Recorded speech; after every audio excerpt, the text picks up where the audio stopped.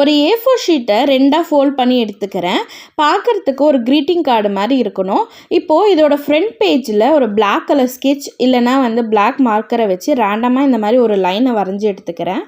இந்த வீடியோவில் காமிக்கிற மாதிரி ஆயில் பேஸ்டல்ஸை ரெயின்போ கலர்ஸில் இந்த மாதிரி அப்ளை பண்ணிக்கிறேன்.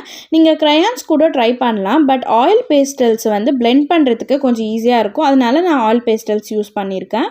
நெக்ஸ்ட்டு ஒரு டிஷ்யூ பேப்பரை வச்சு இந்த வீடியோவில் காமிக்கிற மாதிரி அப்வர்ட் டைரெக்ஷனில் இந்த கலர்ஸை பிளெண்ட் பண்ணிக்கலாம். கலர்ஸை பிளெண்ட் பண்ண பிறகு கொஞ்சம் டீட்டெயிலிங்காக நான் ஆயில் பேஸ்டல்ஸை வச்சு சின்ன சின்ன ஸ்ட்ரைப் மாதிரி லைட்டாக வரைஞ்சி விட்டுக்கிறேன்.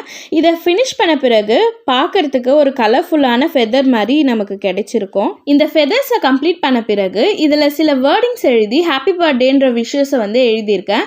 நீங்களும் யாருக்குன்னா கிஃப்ட் பண்ணணும்னா இந்த மாதிரி கண்டிப்பாக நீங்கள் ட்ரை பண்ணி பாருங்கள், நல்லாயிருக்கும். இந்த வீடியோ இன்ட்ரெஸ்டிங்காக இருந்திருக்கும்னு நினைக்கிறேன். இந்த வீடியோ உங்களுக்கு பிடிச்சிருந்தா கண்டிப்பாக லைக் பண்ணி சப்ஸ்கிரைப் பண்ணுங்கள். தேங்க்யூ, பாய் பாய்.